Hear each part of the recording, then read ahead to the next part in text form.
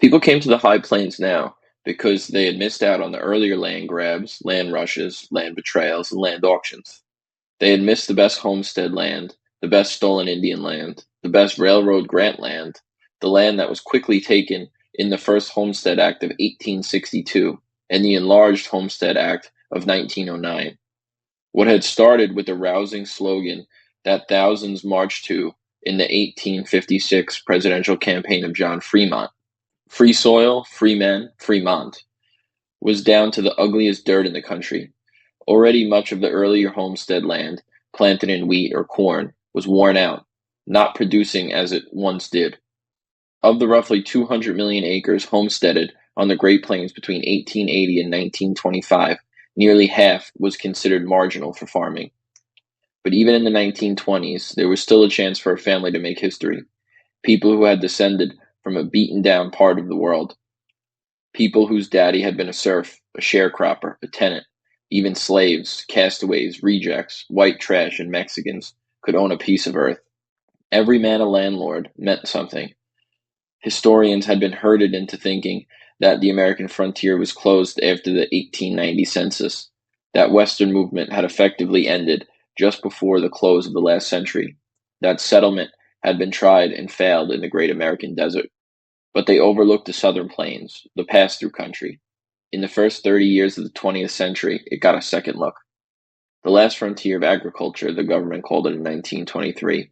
Southern families, field hands, Scots, Irish, and Welsh usually, came in steady waves, fleeing exhausted lands for a prairie untouched.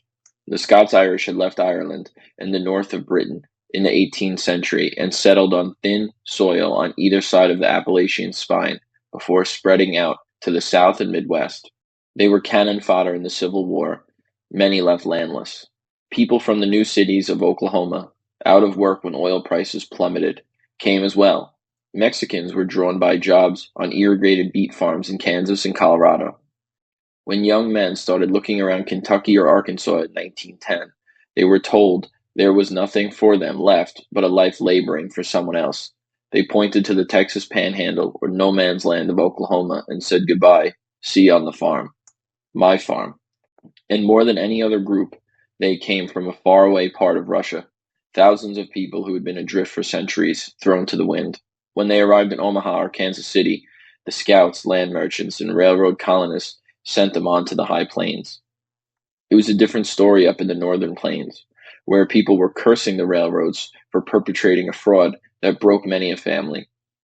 They had taken a gamble, stripped away the grass, and put in grain outside places like Miles City, Montana, and Marmarth, North Dakota. Then came a few dry years, a killer winter or two, and the wheat glut from the rest of the plains. Just like that, life was gone. Main streets shuttered, homesteads left to front range Chinooks.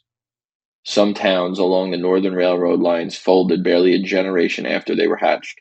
But in the southern plains, people welcomed the railroads with open arms and big festivities, as if nothing had happened up north. History might repeat itself, but few bothered to make such a warning.